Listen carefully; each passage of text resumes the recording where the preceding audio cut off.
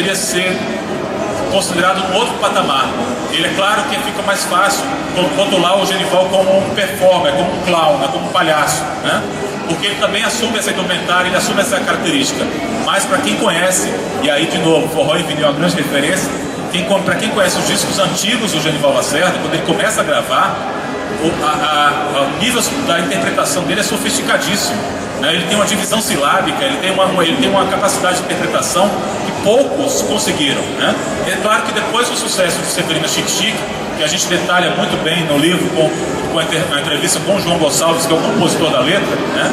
Ele assume de vez esse lado mais farsesco, né? E que é onde ele fica bem mais à vontade.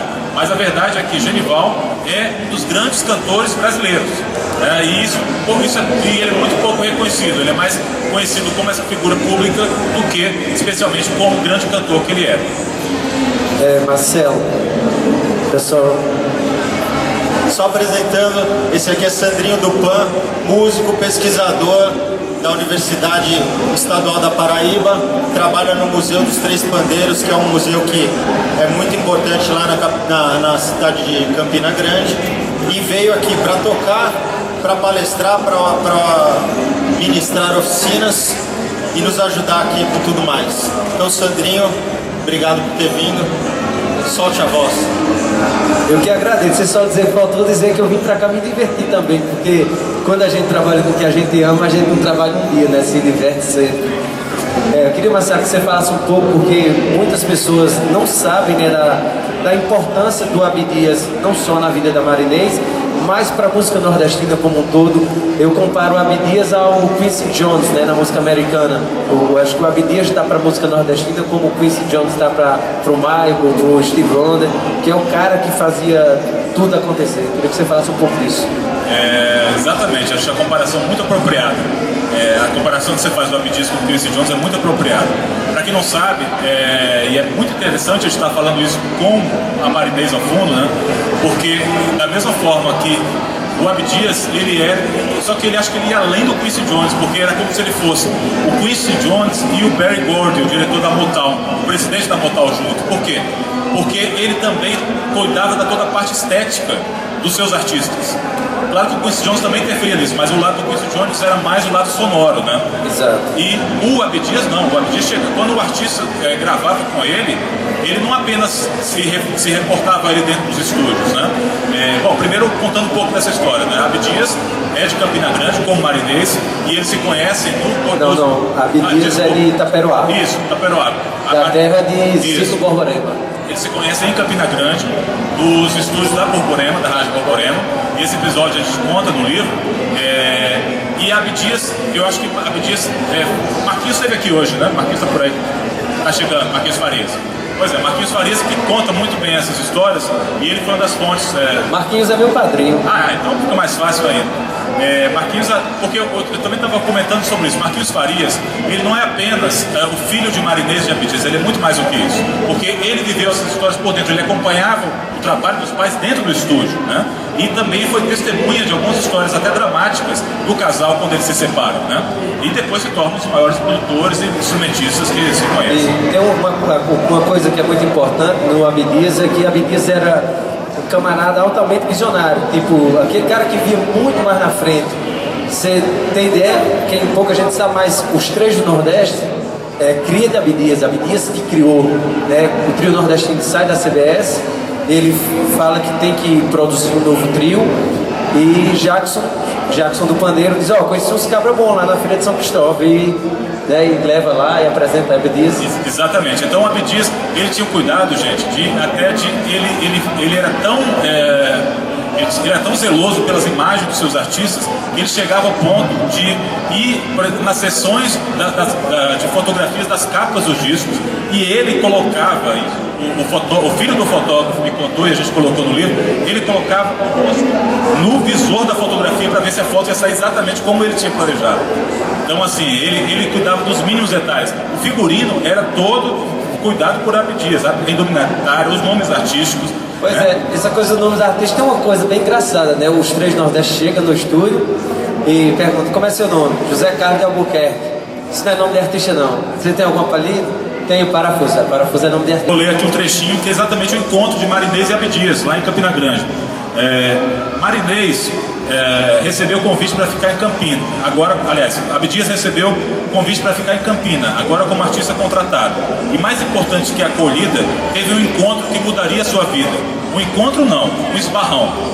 Marinês subia as escadas do primeiro andar do edifício São Luís, na esquina das ruas Cardoso Vieira com Venâncio Neiva, quando tropeçou com Abdias, que visitava o diretor da emissora. De cara, a moça chamou a atenção do sanfoneiro, que perguntou aos colegas: quem é essa caboclinha aí tão ajeitadinha? É cantora, nova contratada da rádio. Aí ele falou: eu quero ela. Esse eu quero ela em todos os sentidos, né? Depois de alguma insistência, Abdias conseguiu o que queria. Começou a sair com Marinês e prometeu: eu vou voltar para te buscar. E lá de Maceió nós vamos ganhar o mundo. Não demorou muito e os dois estavam juntos na capital alagoana. Abdias percebeu o potencial da moça, mas havia um problema. Como as cantoras que admirava, Marinês interpretava um repertório romântico. Só que o gênero tinha perdido espaço, especialmente entre os jovens, para o baião, graças à consagração nacional de Luiz Gonzaga. Abdias intuiu que Marinês teria mais chances se enveredasse pela trilha recém-criada pelo Luiz Gonzaga. Abdias mudou o figurino da companheira, comprou um chapéu de couro para a mulher. O vestido branco de que ela mais gostava ganhou adereços com elementos típicos nordestinos. Nos pés, em vez de sapatos de bico fechado, sandálias rústicas. Quando acabou de promover a mudança, Abdias avisou a mulher: se Luiz Gonzaga é o lampião, agora você vai ser a Maria Bonita. E só concluindo essa fala do livro, você vê a coisa do Abdias visionário, que ele nunca tinha, até esse momento, ele não tinha tido contato com o Luiz Gonzaga, porém, eles eram funcionários da rádio, mas decidem sair para fazer um projeto musical que era A Patrulha do Choque do Rei do Baião. E Abdias afirmava que, por que esse nome? Porque quando as pessoas ouviram falar em Baião, vai associar Luiz Gonzaga, ou seja, o cara já trabalhava a questão do marketing na música deles, isso há 40, 50 anos atrás. O problema é que eles não tinham combinado com o Gonzaga, né? Então eles começaram a usar o nome do Gonzaga, até que um dia o Gonzaga ficou sabendo, essa história também tá no livro, falou: quem é essa tal de patrulha aí que tá usando meu nome? E aí sim, tem o momento que se conhecem, né? Abdias a patrulha, Marinês e Abdias e Gonzaga. E eu aproveito para contar exatamente outro momento muito marcante da carreira da Marinês, que é quando ela conhece João do Vale, né? Então, isso ela já está morando no Rio de Janeiro, e ela fala assim, vizinha, ela estava morando no bairro do Flamengo. No primeiro programa que Marinês fez na TV Tupi, apresentado por Chacrinha, veio a necessidade de batizar os músicos que acompanhavam a cantora. Marinês e seu grupo, o conjunto de Marinês, o velho guerreiro é que teve outra ideia. Não, vai ser Marinês e sua gente. Então Chacrinha que acaba batizando esse grupo de Marinês e sua gente. E assim ficou. Chegou a chance do primeiro disco. O compositor Luiz Bittencourt, diretor da gravadora Sinter, responsável por lançar o primeiro LP fabricado no Brasil, conhecia Marinês da Rádio Nacional, onde ele se apresentava no programa de José Messias. Ele era o violonista da orquestra. Menina, você já gravou? Ela: não, você quer gravar? Quero. Então você vai lá na gravadora. Aí ela respondeu: não vou pra canto nenhum, fale com meu marido primeiro. Marinês estava desconfiada. Gonzaga tinha avisado a moça que no Rio os homens eram muito enxeridos e gostavam de tomar a mulher dos outros. Ela ficou com medo, marcou e foram, ela e Abdias, até a sede da Sinter. Acertaram que o disco Vamos Chachar, com Marinês e sua gente, teria 8 músicas e já alardearia o galardão concedido a ela por Gonzaga, rainha do chachado. Chegou a hora de formalizar o acerto. Bittencourt recomendou: assine esse contrato com a minha caneta que ela dá sorte, agora com uma condição: você só vai gravar o seu disco se gravar algumas músicas de um amigo meu, que eu quero lançar como compositor. O nome dele é João do Vale, Sabará. Apenas isso. Desconfiada, Marinês olhou para Abdias e ele concordou. Aí ela perguntou: quais são essas músicas? Uma se chama Pisa na Fulô e a outra Pega na Pimenta. Que é dos clássicos, né, do repertório da Marinês. Que não pode falar em Marinês sem falar nessas duas canções especial. E só pontuando ali a fala do Marcelo, esse primeiro encontro com o Luiz Gonzaga foi na cidade de Propriá, em Sergipe. E ali, né, lá na exposição que a gente produziu, tem essa foto dessa assinatura do contrato. Tem, vocês depois quiserem dar uma passadinha lá e dar uma olhada um pouco mais a fundo nessa história da Marinês. O que a gente gosta muito também de ter resgatado para o livro são fotos históricas, assim, de Marinês, de Gonzaga. E primeiro é o seguinte: um amigo meu, o coautor, que é o Rosualdo Rodrigues, eu acho que ele deu eu acho que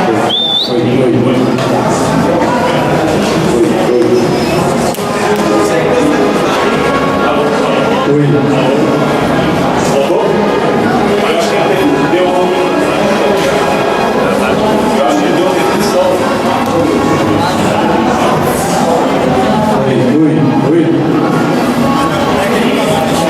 Alô? Agora sim. Ele deu a definição, acho que é bem apropriada para o livro, que é o seguinte: a estrutura do livro é como se fosse uma grande quadrilha, mas não essas quadrilhas de Brasília, não, as quadrilhas que a Lava Jato está pegando. Estou falando de quadrilha de verdade. Por quê? Porque cada um tem o seu momento de participar da quadrilha. Então, assim, se na biografia do Renato Russo eu fiz uma história baseada em um personagem, essa é a biografia de diversos personagens. Porque um dos cuidados que a gente teve foi não deixar que o Gonzaga, como seria natural, ofuscasse os outros participantes dessa história, porque isso seria o natural. Mas já há diversas biografias do Gonzaga. O Gonzaga é o cara mais justamente trabalhado, mas eu achava que seria importante pensar da seguinte forma: que Luiz Gonzaga, se a gente pudesse chamar o forró de um sistema solar, né? Se o forró fosse um sistema solar, Luiz Gonzaga seria o Rei Sol, né? Mas os outros planetas têm sua própria gravidade, gravitam em torno dos seus próprios eixos, né? Eu acho que tem outros personagens, como o Jackson do Pandeiro, que tem tanta força como o Gonzaga, apesar dele ser o Rei Sol dessa história. Mas o próprio Genival também, que é muito mais influenciado por Jackson, com quem ele tinha até uma relação familiar, do que por Gonzaga, né? Então, assim, e a própria Marinês também. Então, eu fico muito feliz de estar aqui conversando com vocês hoje por dois motivos. O primeiro é poder voltar a falar novamente desse livro, que eu tenho muito orgulho, porque eu até brinco com isso também, é o seguinte, que quando eu tive a ideia do livro, eu pensei, por que a gente vai fazer esse livro? Eu falei, porque esse é um livro que eu gostaria de ler. E eu gostaria de ler a história do forró, e eu não existe, eu fui procurar, achei, mas deve ter vários livros contando a história do forró, e não tinha, né? E por isso que a gente chamou de uma história do forró, não é a história do forró, é a nossa versão. E que quem quiser que conte outra e outras e outras, que venha duas histórias do forró e que venha outras histórias. Mas também porque a gente achava que alguns personagens, e Marinês é um desses, precisavam receber a atenção devida, ter a sua história radiografada. Então acho que Marinês é um personagem que merecia ter uma biografia própria, mas felizmente a gente conseguiu documentar os principais aspectos da vida dela nessa biografia e dar a ela essa grandeza. Acho que sem Marinês não haveria Elba Ramalho, que vai estar aqui amanhã. Sem Marinês não haveria todo o clã Luci Alves, não haveria todo o clã Brasil, toda uma geração de músicos que são devedoras não só do que Marinês fez nos estúdios, mas o que Marinês fez fora dele. Ela foi uma guerreira, ela foi uma destemida, ela foi uma mulher muito corajosa para sua época. Ô Carlos, aproveitando, quer dizer, a gente está aqui sempre falando sobre Marinês, comentando isso, mas o seu livro, ele é muito mais eclético em termos de personagens. Então eu queria te fazer uma provocação, que eu e Sandrinho vamos falar um personagem e você, em um pequeno espaço de tempo, conta uma curiosidade sobre esse personagem. Bom, olha, top, mas são mais de 60 personagens no livro, né? Vamos ver. Vamos fazer a sabatina nele, Sandrinho? Jackson do Pandeiro, as pessoas no Nordeste sempre tem essa coisa, né? A comparação é inevitável, porque Jackson é o rei do Rio, o Luiz Gonzaga o rei do Baião, e eu acho a comparação injusta, porque Luiz Gonzaga era aquela figura mais ortodoxa, cantava o homem do campo, aquela coisa mais rural. Jackson já era mais urbana, era a malandragem, tanto que aqui no Sudeste as pessoas veem ele como sambista. Queria que você falasse um pouco dessa relação. Alguém disse uma frase e fez uma comparação, eu acho que eu estou feliz e eu repeti aqui. Eu acho o seguinte: Gonzaga é Pelé, Jackson é Garrincha. Jackson foi o cara que driblou todo mundo, né? Assim, Jackson pegou mais influências até, por exemplo, do exterior do que Gonzaga. Jackson absorve o samba, Jackson absorve o jazz, Jackson absorve o coco, a embolada, né? E Jackson tem até o nome dele, né? Já tem a sonoridade. O Leonine foi muito feliz na música por Jackson brasileiro, né? Porque ele captou exatamente essa característica do Jackson. E o que eu acho mais interessante que está no livro é exatamente o momento, tentando responder ao teu desafio, que é o momento da conversa, dos raros encontros, porque Jackson e Gonzaga, isso a gente conta de uma forma muito discreta no livro, mas eles não se bicavam muito. Havia um respeito mútuo, mas eles não eram amigos, não eram muito longe disso, eles não eram muito próximos. Eu acho que até por causa disso, porque cada um sabia da sua grandeza, né? Mas há um momento que eles vão, nos anos 70, quando os dois já passam por um momento difícil e tem que voltar ao Nordeste para buscar popularidade, eles conseguem se entender no estúdio do programa da Rádio Globo, que era direcionado nas madrugadas para os nordestinos. Exatamente, Adelson Alves. E o próprio Adelson me deu esse depoimento. E Adelson é um dos radialistas que mais deu força para a música nordestina, e ele reproduz, a gente reproduz no livro exatamente um programa, um trecho imenso do programa, que estão simplesmente no mesmo estúdio, Jackson do Pandeiro e Luiz Gonzaga. Eu acho que isso é muito representativo. Talvez tenha sido um dos grandes nomes da história da música brasileira, que a gente, graças a Deus, conseguiu documentar desse trabalho. Só acrescentando uma coisa do Jackson, porque Jackson ele era meio que um cronista de onde ele estava, porque o Jackson morou exatamente em 5 cidades, né? Nasce lá em Lagoa Grande, Campina, João Pessoa, Recife e Rio de Janeiro. Campina, ele, naquele programa Ensaio da TV Cultura, o cara pergunta, fala um pouco da cidade que você nasceu, de Lagoa Grande. Ele disse, cara, na Lagoa Grande eu só passei fome, minha cidade é Campina. A única coisa que ele não fala é Lagoa Grande, mas Campina tem várias músicas que ele fala de Campina, de João Pessoa bem menos, mas Recife, por exemplo, se você pega Encarnado Preto e Branco, Encarnado Preto, ele está falando dos times, né? No momento que ele morava no Rio, eu fui numa gafieira que fica em Jacarepaguá. Então ele sempre está contando o seu universo, né, as suas andanças. Ele era meio que um cronista assim, do seu dia a dia, dessa coisa urbana mesmo. Jackson, ele era malandro, né, assumidamente, até a estética, né, chapéuzinho, bigode, sempre bem elegante. Jackson era maravilhoso. Queria que você falasse um pouco do Jacinto Silva. Se a gente falar de Jackson, eu costumo dizer que Jackson é o rei do ritmo e Jacinto é o rei do corpo, porque Jacinto era fantástico. Jacinto Silva é exatamente essa. Eu acho que Jacinto consegue sintetizar uma das características mais presentes no nordestino, que é essa sagacidade, sabe? E aí, Jacinto tem alguns discípulos assumidos que trouxeram isso, sabe? Silvério Pessoa é um deles, né? E Bilio de Campina. Bilio de Campina, acho que é um dos caras que mais souberam incorporar a herança de Jacinto Silva, né? Então, assim, eu acho que o Jacinto tem um grande nome negligenciado, mas que, graças a Deus, a gente conseguiu contar um pouco da história dele também no nosso livro. Bilio, para quem não conhece, eu sugiro que procure ver algum vídeo, porque é um artista que traz muito dessa carga de Jacinto, de Jackson. E os artistas nordestinos, eles entre si, eles comungavam, né, um pouco das suas vivências. Como você falou, Genival vem dessa influência de Jackson, o Jackson já influencia o Jacinto, que influenciou o Silvério Pessoa. O movimento do forró pernambucano, com o Mestre Ambrósio, aquele movimento do Mangue Beat, como você vê aquela nova forma de forró, que é diferente do forró universitário, é um forró que vai bem um pouco mais profundo na raiz, mas não se apega a ela, tem elementos contemporâneos. Queria que você falasse um pouco. Eu também, foi uma das coisas que a gente teve cuidado no livro, foi o seguinte, e foi até interessante por isso, mais um motivo para a gente ter chamado de uma história do forró, porque eu acho que essa história ainda está sendo construída, essa história dessa revalorização do forró. Isso aqui faz parte disso, o forró está vivo aqui dentro, né? A gente está conversando aqui, tem o pessoal dançando ali do lado, né? A gente não está conversando sobre o passado, a gente está conversando sobre o presente, né? Então essa foi uma das coisas que a gente tentou resgatar no livro. Primeiro, a gente quis privilegiar o que a gente chama de os gigantes do forró. Que eu brinco assim, é como se fosse o Buena Vista Social Clube, né? E é interessante como muitas vezes, para explicar esse projeto, eu tive que recorrer a metáforas estrangeiras para o pessoal do Brasil entender qual era a ideia do livro. Porque isso eu acho até um pouco sintomático. Eu vou desviar um pouco da tua pergunta, mas depois eu volto para ela, porque eu acho isso até um pouco triste. É sintomático, porque na minha visão, o forró, ele é o nosso blues, né?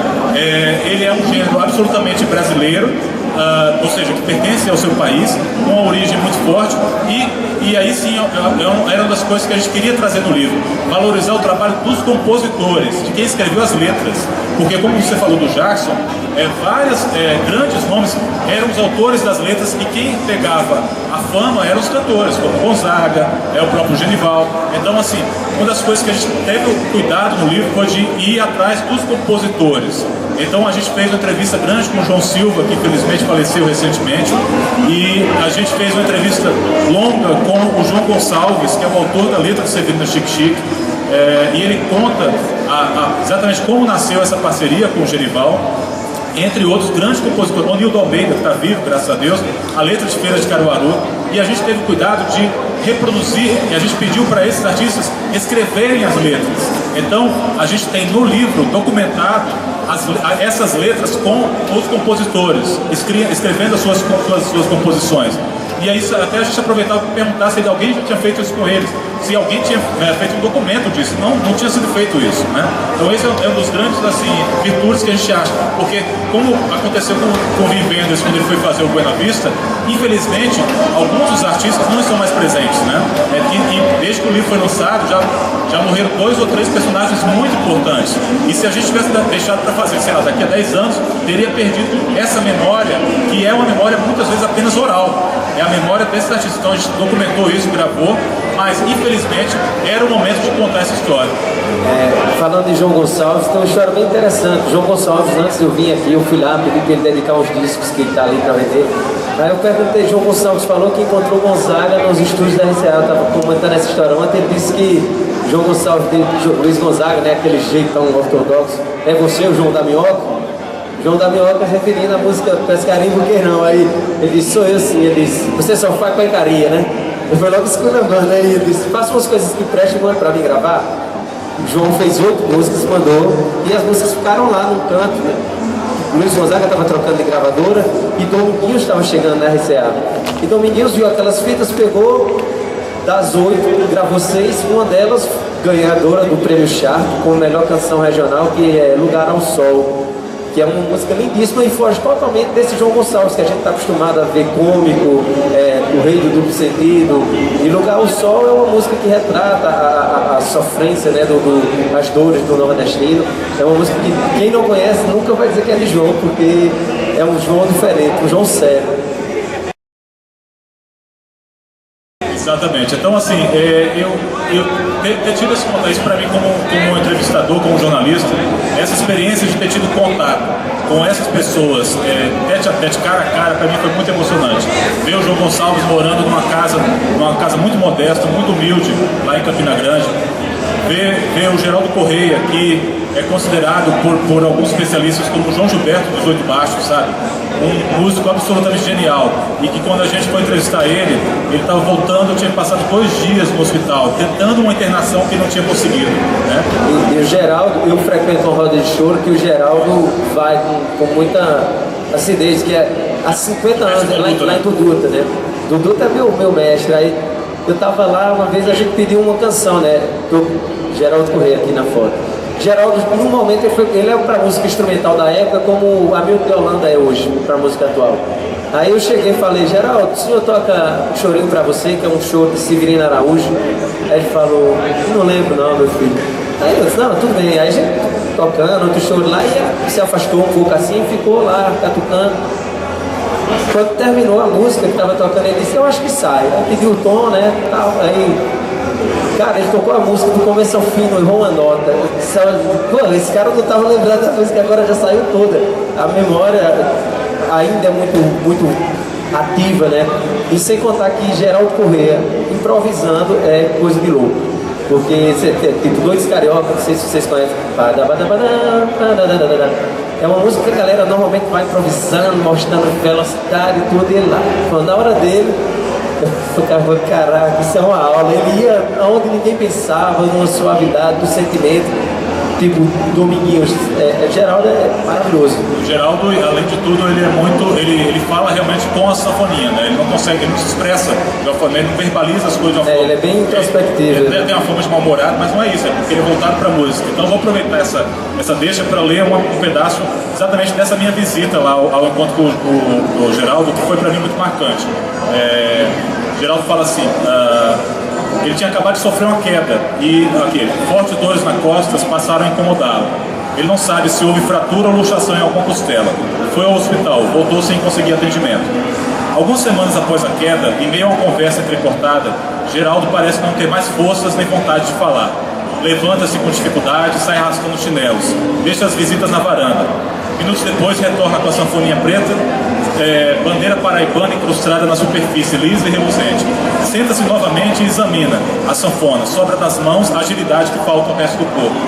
Sua expressão, antes tensionada pela dor, agora se desanuvia quando ele toca sua de velho. Então, o amigo de Jackson maneja o instrumento que conheceu pelas mãos do irmão Severino. A sanfoninha que fez Luiz Gonzaga cantar o respeito pelo pai e que começou todas essas histórias de baião, xote, quadrilha, arrasta-pé, rojão. Histórias contadas em prosas e versos, impregnados de saudade e de suor, encharcados de picardia e paixão, molhados de riso e de pranto, temperados pelo testemunho, pelo desvario. Essas histórias de forró e de sua gente. E agora fala Geraldo. Gosto da música e gosto de quem gosta da música. Tem muita gente que quer tocar, tá tocando porque acha bonito, mas é boniteza que só ele acha. Não tem música dentro dele, a música não gosta dele. E música é primeiramente ritmo, harmonia e sentimento. Sabe como é comer uma comida boa, bem quentinha? Mesmo assim é música, quando tem sentimento. Geraldo Correia padece com mais uma manhã calorenta e abafada em Campina Grande. Nenhum sinal de chuva nem de vento. Com o mormaço, as pessoas se recolhem e o vai-vem incessante dos carros se torna ainda mais incômodo. Mas a cabeça do tocador está em outro lugar, em outro tempo. Na varanda de sua casa, o velho Mucufa, o apelido dele, dá um sorriso de menino ao manejar a sanfoninha e perceber que o som dos 8 baixos não tinha lhe escapado. Geraldo ainda é capaz de fazer o pole roncar. Esse é o final do livro. Falando do Geraldo, né? Geraldo, essa roda de choro que falou lá do Duda é um lugar assim, é um polo sagrado. Quando passa algum músico lá do choro, ou amante do choro, ou que não, ou simplesmente queira ver, lá é lugar sagrado. Certa vez a gente tá lá tocando, quem passa lá? Dominguinhos. Cara, imagina você tá lá, tipo, tocando, brincando com os tiozinhos, de repente chega Dominguinhos. A gente não pode estar falando de forró, desse universo, não vou falar em Dominguinhos, né? Porque uma vez eu perguntei para Marquinhos, eu adoro a forma de Sivuca tocar, mas Dominguinhos me emociona muito, particularmente. Você acha que quem é melhor? Foi uma pergunta idiota na época, né? Ele falou, cara, Sivuca é um gênio, mas a sanfona foi feita para Dominguinhos. Eu achei que essa definição foi maravilhosa, porque Dominguinhos era um sentimento absurdo. E quem não teve o prazer de conhecê-lo, Dominguinhos era aquilo que a gente via, aquela simplicidade, aquela gentileza. Eu queria que você falasse um pouco do Dominguinhos. Eu acho que Dominguinhos é o Gonzaga da sanfona. Em termos de referência, ele a sanfona é antes e depois do Dominguinhos. Ele consegue ser o cara que marca o delimitador. A própria Gonzaga também era isso, mas eu acho que Dominguinhos ele consegue também uma coisa muito interessante, que é exatamente esse namoro que às vezes se tornou até casamento com a MPB, né? O Dominguinhos é o cara que consegue fazer essa ponte entre o Nordeste e o Sul. Talvez tenha sido um dos caras mais requisitados pelos grandes nomes da MPB, né? E eu queria contar a história do Dominguinhos pela voz, menos dele, quer dizer, que é também dele, mas pela voz de Anastácia, né? Que foi uma das nossas entrevistadas também. E a Anastácia conta as histórias sobre a letra de Seu Só Quero um Xodó, de como ela escreveu essa letra. É interessante como a relação de Anastácia com Dominguinhos, apesar deles terem se separado depois, continua sendo uma relação muito próxima. E o Rosualdo, que foi meu companheiro desse livro, que entrevistou a Anastácia em São Paulo, e ele se surpreendeu com uma coisa: as declarações da Anastácia sobre Dominguinhos eram todas em tempo presente. eram como se ele estivesse ali do lado o tempo todo. É porque o amor ainda existia, né? O carinho, a verdade estava ali nas palavras dela. E que o amor de Anastácia continua até hoje, sabe? Ela tem esse sentimento ainda muito ela forte. Ela se emociona dessa aqui, a gente falando do Dominguinhos, isso é normal, natural dela. Então, o que eu acho muito interessante no forró também é que é um gênero musical, eu não sei, vou arriscar uma comparação aqui que eu acabei de pensar, mas eu acho que o forró tem mais mulheres como protagonistas do que o próprio samba. Se você for parar para pensar, grandes nomes e em funções diferentes. Por exemplo, a Anastácia muito mais como compositora do que como cantora. A própria Elba, que traz esse forró de uma outra força e faz uma ponte com isso. Cecel com Antônio Barros. E vamos falar de outros nomes que estão no livro. Ermelinda, do trio Mossoró. Né? Carmélia Alves, que é a primeira, né, que foi rainha do Baião, coroada por Gonzaga. Eu acho que talvez dos gêneros musicais brasileiros seja o que tenha, sem contar a força de Marinês. Então, talvez seja um dos gêneros que mais tem abraçado, tem propiciado, mas isso por garra dessas mulheres. Mulheres de muita garra, de muita valentia, que conquistaram esse espaço muitas vezes na marra. Tem um documentário, né, que é chamado O Milagre de Santa Luzia. Dominguinhos sai visitando alguns acordeonistas no Brasil, inclusive ele vai lá na casa de Geraldo Corrêa, que a gente acabou de falar, e ele também visitando Sivuca, e ele conta uma história bem interessante. Ele disse que quando Sivuca voltou da Europa, ele olhava Sivuca tocar, ele dizia que todos os sanfoneiros queriam tocar como Sivuca. E Sivuca dizia, eu queria tocar como ele. Ele usa menos nota, mas resolve todos os problemas. Ou seja, Dominguinhos era o cara que era grande referência para todos os sanfoneiros.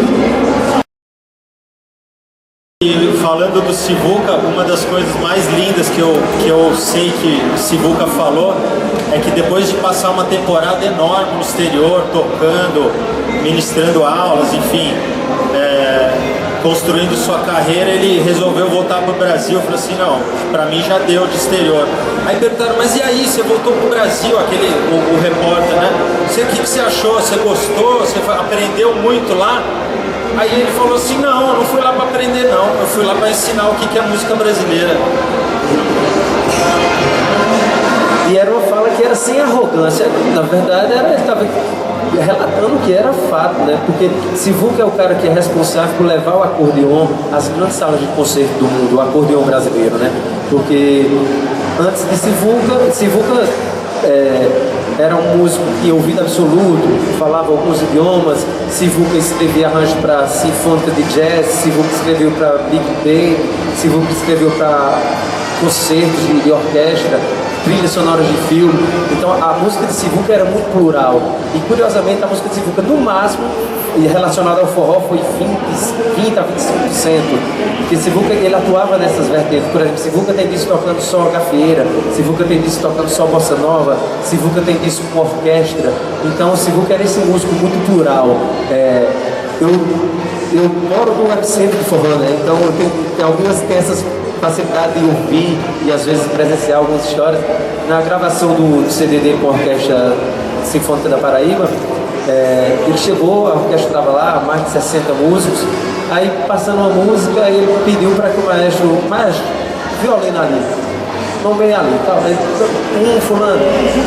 Aí ele pediu para tocar a música de novo e falou, o menino do terceiro violino, eu queria que o acorde que você está fazendo é esse, agora eu queria que você tocasse com segurança.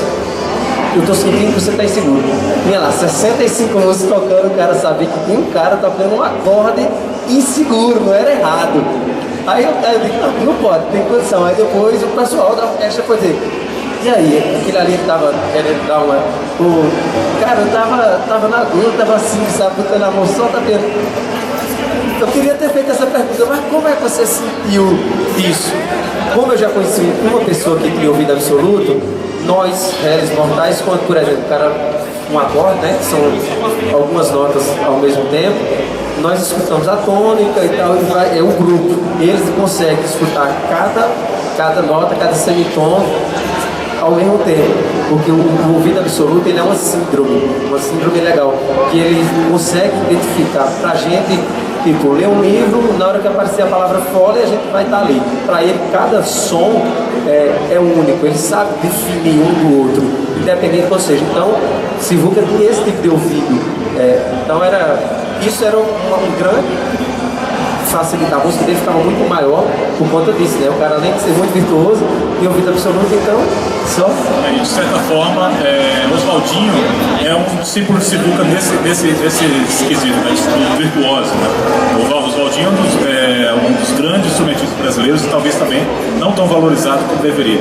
Mas acho que nosso tempo já está chegando ao final, né, Ivan? Então... Carlos, na verdade, assim, eu estou vendo que o pessoal está aqui interessado. Queria ver se alguém tem vontade de perguntar alguma coisa para o Carlos Marcelo, alguma curiosidade. Bom, sejam tímidos. Enquanto vocês não perguntam, eu queria dizer duas coisas. A primeira delas é que... Bom, depois eu falo. Bom, meu nome é Robson, eu também acompanho forró já há bastante tempo e para mim é um privilégio estar aqui nesse festival acontecendo aqui em BH, minha casa. Satisfação. Agora, vocês falaram um pouco do Bilil de Campina. Eu tive a oportunidade de conhecê-lo lá naquele café, eu não sei o nome, é no centro de Campina Grande. Lá no Café Aurora. Esse ali mesmo. é a casa dele, a segunda casa dele. Esse mesmo. E vocês detalharam que com precisão a questão dele ser o discípulo, assim, vamos dizer, do Jacinto Silva. E eu tive a oportunidade de conversar com ele umas 3 horas. E o cara, assim, aquele negócio que você falou, divisão silábica. Não, eu queria que você detalhasse um pouco mais dele, porque ele é uma figura que, como o João Gonçalves, como outros, não aparece, né? Bilil, eu particularmente, eu consigo falar com muita propriedade, porque eu já gravei 2 DVDs de Bilil, do meu amigo pessoal. E Bilil, assim, você quer fazer um doutorado sobre música nordestina, você passe um dia com ele.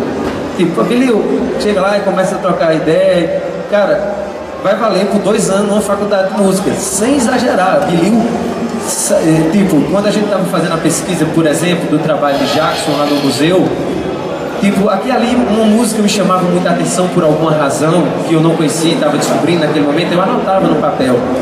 Aí eu dizia, quando eu ver Bilil, eu vou perguntar dessa. Bilil, cara, eu escutei eu me lembro, é Só Balanço, né? Uma música que é cheia de swing, com piano, tem improviso de trompete, de sanfona, é uma linha meio jazz.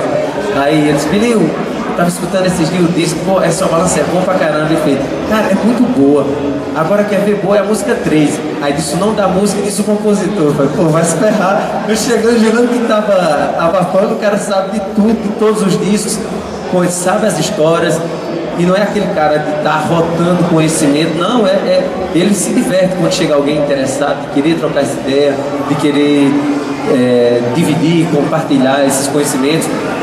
Eu até estava conversando com o Ivan, digo, Ivan, vamos apresentar Bilil para o pessoal aqui do Sudeste, que é um cara que eu tenho certeza, no dia que vocês verem um show dele, cara, ninguém mais vai voltar, porque Bilil é professor, estava procurando aqui no livro, acabei não encontrando, mas Bilil também me deu uma aula de forrobodologia, como ele fala, né? Então eu já faço aqui a provocação para o Ivan, acho que o próximo Woodstock tem que ter uma aula aberta de forrobodologia com o Bilil de Campinas. Com certeza. Porque vocês vão ficar encantados, sabe? E ele usa um termo que eu acho muito legal, quando a gente está falando de forró, isso é um termo de Bilil, né? A pré-história do forró. O que ele chama de pré-história do forró é Venâncio, Curumbá, Gordurinha, Ari Lobo, Carmélia Alves, essa galera que é lá da antiga, Zito Borborema.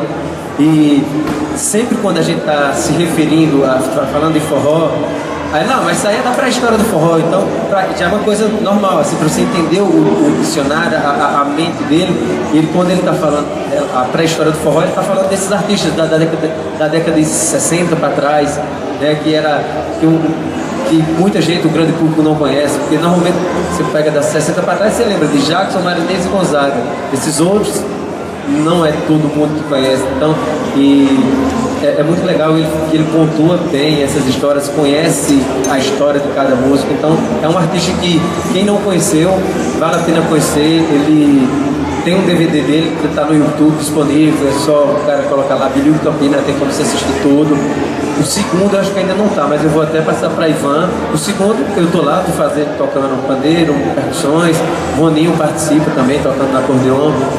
Bilil é o cara de pronto. Quem não teve a oportunidade de ver Jackson como eu não vi, não cheguei a ver show de Jacinto, eu me realizo assistindo o show de Bilil. E detalhe, ele não é um cover, ele é um cara que ele faz o som dele. E aí tem coisas mais curiosas, já que ele pediu, eu vou falar.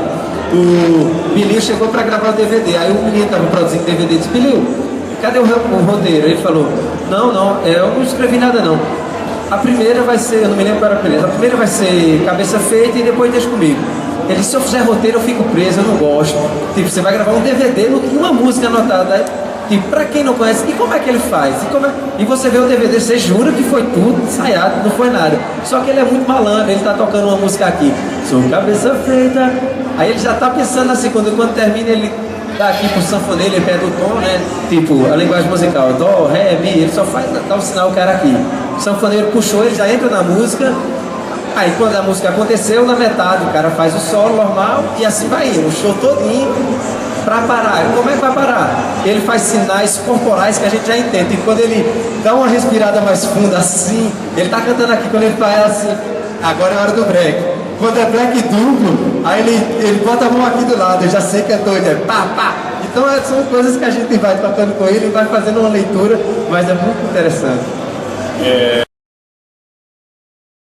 Eu estava falando que a gente está lançando aqui no evento o Fole Roncou, uma história do forró. Tá vendo aí, né, Ivan? Os estandes aqui. Tá na lojinha aqui do Woodstock, ali, fazendo a curva. Mas, assim, quando a gente estava fazendo o livro, eu e o Oswaldo, a gente pensava assim, onde é que a gente vai lançar esse livro?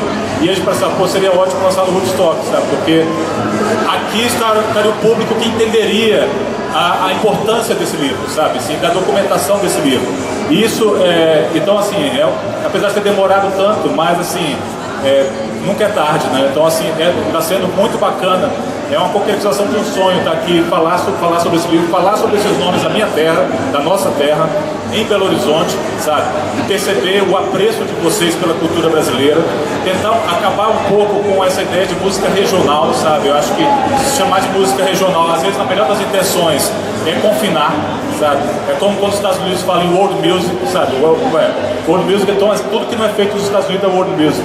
E ali é outro planeta, né? Então, acho que é um certo preconceito. Eu estava até conversando isso com a Márcia, com o Gustavo ontem. Acho, por exemplo, que o Alceu Valença é um dos grandes nomes da música brasileira e não da música nordestina, sabe? E muitas vezes ele é colocado à parte de Chico Buarque, do próprio Caetano. A Bahia que consegue separar disso. A Bahia, mas assim, os artistas de Sergipe, Alagoas, Paraíba são muito confinados na coisa dos nordestinos. Os baianos conseguiram superar esses limites, né?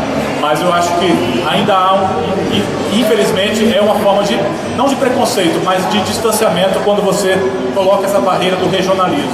Porque o forró não é uma música regional, o forró é uma música brasileira. Se a gente vai chamar o forró de música nordestina, tem que chamar o samba de música carioca, né? Então, assim, eu acho que não interessa muito isso. O que interessa é que a gente assuma o forró como uma linguagem, como uma estética, sabe? Absolutamente brasileiras, assumidamente brasileiras. E dentro disso, eu queria dizer para vocês que o forró impregnou tanto a minha cultura e a minha forma de ver esse gênero depois de escrever o livro, que eu acabei de lançar um romance policial, que é um trabalho de ficção ambientado em Fernando de Noronha. E para quem conhece Noronha, lá o forró é uma das músicas mais presentes lá, e tem uma cena muito importante que é ao som de forró. E é o som de Procurando Tu, de Antônio Barros. E para quem, além da malícia que parece a letra, mas se você parar um pouquinho para escutar a letra de Procurando Tu, ela na verdade é uma letra muito angustiada, né? Porque é uma letra de uma pessoa que está desesperada procurando outra pessoa, né? Então, assim, isso que me interessava bastante, trazer essas letras dessa forma. Então, eu queria deixar à vontade, queria só para encerrar, lendo o trechinho ainda falando de Marinês para encerrar, tá? Tá. Lembrando que também, né, eu e Ivan, a gente está com um trabalho que a gente fez recentemente, que é uma cartilha onde a gente aborda as origens do forró, dos ritmos que compõem o forró, a origem do xota, a origem do baião, a origem do chachado, a origem do coco. A gente fala um pouco da origem da palavra forró, que durante muito tempo o senso comum diz que vem de forró, que é mentira, não é verdade. Enfim, a gente é uma cartilha curtinha de 32 páginas, mas que aborda de uma forma direta para quem quer conhecer um pouco mais, né, desse universo.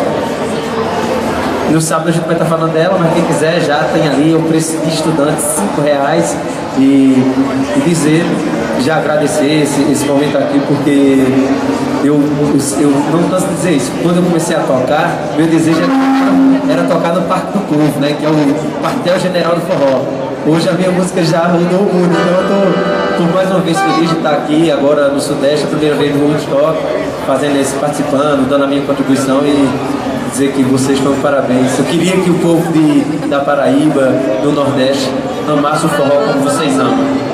Felizmente, a verdade é outra. Então, gente, para encerrar, queria novamente agradecer, dizer que vocês são muito especiais para mim. Dizer que o livro, se vocês encontrarem depois, podem encontrar no site da livraria da editora Zahar. É um lançamento que me tem muito orgulho por esse trabalho de documentação dessa história. Dizer que a gente está preparando uma série de TV baseada. Que notícia boa, hein? Pois é, uma série baseada no livro. Eu e o Rosualdo estamos escrevendo o roteiro.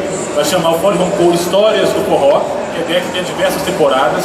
Então, assim, esse Fole vai continuar no cá por muito tempo. Eu queria encerrar então, Ivan, agradecer. Carlos, queria pedir, após o seu encerramento, já que você está aqui, que você possa autografar o livro para o pessoal que comprou. O Heron comprou um ali. Então quem quiser aí, quem tiver comprado o livro, quiser um autógrafo, quiser trocar ideia aqui com o Carlos Marcelo, cara super acessível, bacana. Obrigado de coração. Sou seu fã, li seu livro pelo menos 5 vezes e agradeço por vocês terem feito essa pesquisa tão bonita e tornado a pesquisa acessível a gente. Tá bom? Obrigado. Eu agradeço, Ivan. Agradeço a existência do Forró e Vinil também, ao Woodstock. E queria encerrar então, gente, lendo para vocês um trecho sobre Marinês. É um trecho um pouco triste porque é sobre a morte dela, mas vocês vão entender porque eu faço questão de ler esse trecho. Ela está internada nos últimos momentos da vida dela e vou falar de Marquinhos Farias, desse trecho que é o filho dela. Marinês tentou se levantar novamente da cama. Marquinhos a obrigou a ficar em repouso. Deitada, a mãe pegou a mão do filho e olhou para ele. Depois ficou quieta, muito quieta, fechou os olhos. Mãe, acorda. Marinês não se moveu. Agora, só um milagre. É melhor você começar a tomar as providências, disse a médica para Marquinhos. O único filho de Abdias e Marinês sentou-se na calçada do estacionamento do hospital e lá ficou até as 4 da manhã. Quando o dia amanheceu, pegou o telefone e começou a avisar os amigos. Telefonou para Dominguinhos. Como é que tá sua mãe, Marquinhos? Domingos, mãezinha não tá mais aqui não. Do outro lado da linha, primeiro veio o silêncio, depois o choro. O coração de Marinês parou de bater às 9 da manhã do dia 14 de maio de 2007. Em nota oficial, o ministro da Cultura, Gilberto Gil, lamentou a morte da cantora que tinha gravado algumas composições da fase inicial de sua carreira, entre elas Ventos de Maio, Procissão. Em trecho da nota, Gil chama uma de suas intérpretes de Rainha do Forró e a considera responsável pela inauguração de um ciclo de ouro da voz feminina na música do Nordeste. Palavras de Gilberto Gil. Marinês fez do forró sua alforria para a criação plena, enfrentando todos os preconceitos com um sorriso largo, intenso, firme e verdadeiro, com as bênçãos do mestre Gonzaga, que ajudou a colocar a voz feminina de uma forma decisiva nas canções brasileiras. Marinês parte e deixa conosco o testemunho da força da mulher brasileira, nossa Maria Bonita da música nordestina. Ao saber da morte da amiga, Fátima Marcolino, que essa é a esposa de José Marcolino, compositor de Gonzaga, ficou prostrada. Teve uma crise de filha, aliás, ficou prostrada, teve uma crise de hipertensão, não encontrou forças para fazer o que havia combinado. Seguir junto para Campina Grande com a filha. Johan, que é um amigo de Marinês, também não conseguia acreditar no que tinha escutado no rádio, quando souberam do primeiro AVC. Marquinhos ligou o rádio do carro, no translado do corpo, ouviu a mãe cantando, mudou de estação, de novo aquelas músicas, de novo aquela voz.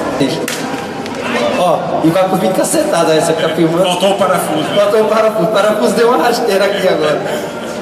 Mas isso é muito interessante. E eu até vou aproveitar para ler, já que você desse. Já fomos gentilmente avisados que está chegando a nossa hora. Temos 5 minutos. 5 minutinhos, mas eu queria aproveitar então para dizer que para mim é uma honra muito grande estar lançando esse livro aqui por um motivo que nem o próprio Ivan sabe disso, que a gente acabou de se conhecer pessoalmente, a gente já trocou várias mensagens, mas assim,